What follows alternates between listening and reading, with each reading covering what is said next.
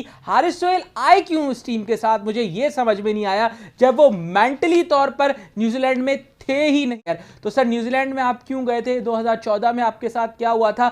यही क्राइस्टचर्च का शहर है। जब वर्ल्ड कप से पहले आपको यहां पर कोई चीजें नजर आई थी, उसी क्राइस्टचर्च में आप टेस्ट मैच भी खेल रहे हैं। अजहर अली की मैं यहां पर बात ना करूं तो एक बहुत बड़ी नाइंसाफी होगी जनाब।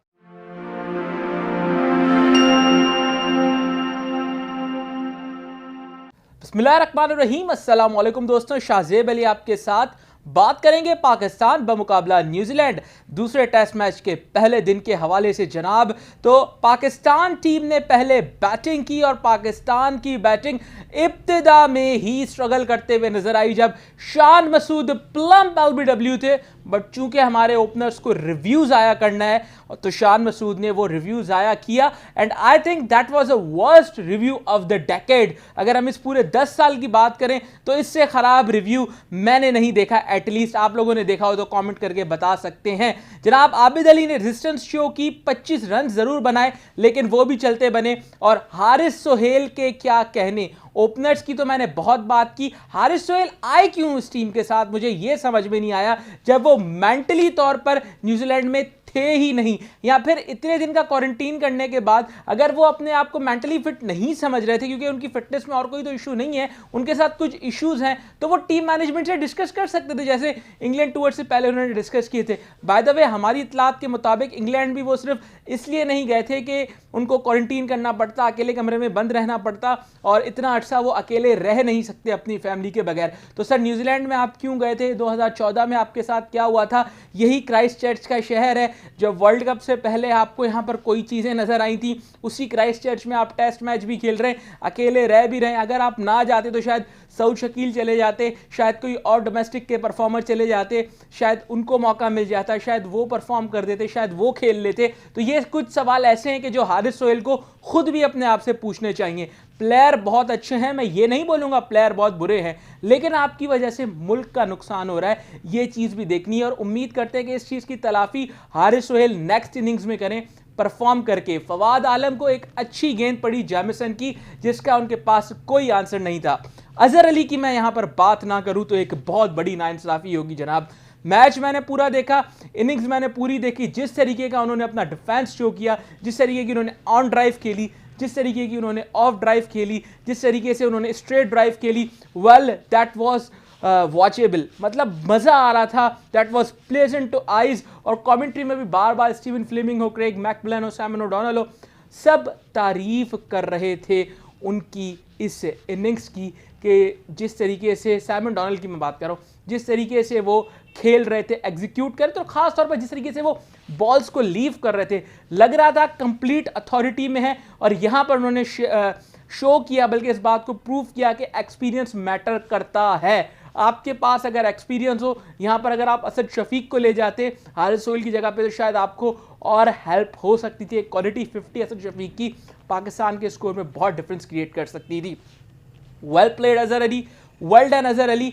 साथ साथ मोहम्मद रिजवान, वेल अब तक उन्होंने 5 50s लगातार स्कोर की हैं। 3 उन्होंने न्यूजीलैंड में स्कोर की हैं, 2 50 उन्होंने इंग्लैंड में स्कोर की हैं। और उससे पहले अगर मैं पीछे जाऊं तो ऑस्ट्रेलिया में भी एक 96 रन की इनिंग्स खेल चुके हैं, तो 6 50 उनके हो चुके हैं और सारे ही ओवरसीज सॉइल पे हैं। 3 फिगर्स में वो नहीं जा सके, मगर जिस तरीके की वो अटैकिंग क्रिकेट खेल रहे हैं, जिस तरीके से वो परफॉर्म कर रहे हैं, एक क्लियर इंडिकेशन दे रहे हैं, क्लियर मैसेज दे रहे हैं कि हाँ मैं हूं, मैं खेल सकता हूं। उनके आउट होने के बाद फिर फहीम अशरफ आए, उन्होंने भी अजहर अली का साथ दिया। अजहर अली बड़ा अच्छा और कंपोज खेल रहे थे, लेकिन 93 रन पर वो कॉट बिहाइंड हुए। हालांकि इनिंग्स उनकी बड़ी अच्छी थी, इनिंग्स बड़ी कंपोज थी, 100 डिजर्व करते थे, 100 स्कोर नहीं कर सके, मगर मैं समझता हूं इस इनिंग्स की रिस्पेक्ट 100 जितनी ही होनी चाहिए। फहीम अशरफ ने 48 रन की इनिंग्स के लिए और उनका साथ दिया डेब्यूटेंट जिन्होंने आज डेब्यू किया, जफर गौहर जनाब। 140 विकेट्स ले चुके हैं फर्स्ट क्लास कैरियर में अपने, और आज उनका डेब्यू हुआ। यासिर शाह ने उनको डेब्यू कैप दी, आप स्क्रीन पर देख भी रहे होंगे, और उन्होंने बड़ी अच्छी इनिंग्स खेली, 34 रन की। फहीम अशरफ 48 रन बनाकर आउट हुए। एंड में नसीम शाह ने भी थोड़ा सा हिट करने की कोशिश की। इस डिफिकल्ट पिच पर, इस टेस्टिंग पिच पर पाकिस्तान की टीम 297 रन का एक चैलेंजिंग टोटल बनाने में कामयाब हो गई है। अब अगर कल हमारे बॉलर्स न्यूजीलैंड की टीम को पकड़ लेते हैं 250 या 300 के करीब, तो पाकिस्तान के पास अच्छा चांस होगा। रिमेंबर के 4th इनिंग्स इस विकेट पर न्यूजीलैंड ने ही खेलनी है। काइल जेमिसन की अगर मैं बात करूं, बड़ा टफ टाइम दिया पाकिस्तानी बैट्समैनों को, खासतौर पर लेफ्ट हैंडर्स की मैं बात करूं, चाहे वो शान मसूद हो, चाहे वो फवाद आलम हो, चाहे वो हारिस सुहेल हो, चाहे वो फहीम अशरफ हो। लेफ्ट हैंडर्स के अगेंस्ट उन्होंने बड़ी खूबसूरत, बड़ी ज़बरदस्त बॉलिंग की। 5 विकेट चटकाए जनाब आज पाकिस्तानी बैट्समैनों को, सेटल उन्होंने नहीं होने दिया, परेशान उन्होंने करके रखा। रिजवान को भी पवेलियन वापस भेजा। बॉलिंग में कंट्रोल काफ़ी नज़र आ रहा था। ऑलराउंडर है न्यूजीलैंड के और अपनी वर्थ को हर दिन के साथ प्रूव कर रहे।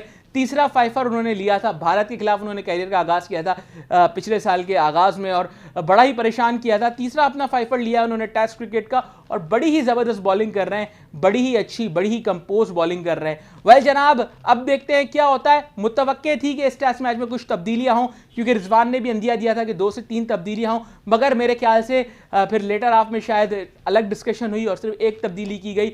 यहाँ पर आप इमरान भट्ट को ट्राई कर सकते थे, लेकिन फिर एक आउटसाइड थॉट ये भी थी कि इन दोनों ओपनर्स को पूरा चांस दे दे। फिर साउथ अफ्रीका की जो होम सीरीज़ है वहाँ पर इमरान भट्ट को चांस दे दे, क्योंकि हैगले ओवल की विकेट पर अगर आप क्राइस्टचर्च में चांस देंगे इमरान भट्ट को तो that would be unfair with him as well. Haris Sohail को भी अब कंप्लीट चांस मिल चुका है। चौथी इनिंग्स उनके पास है, कुछ करें।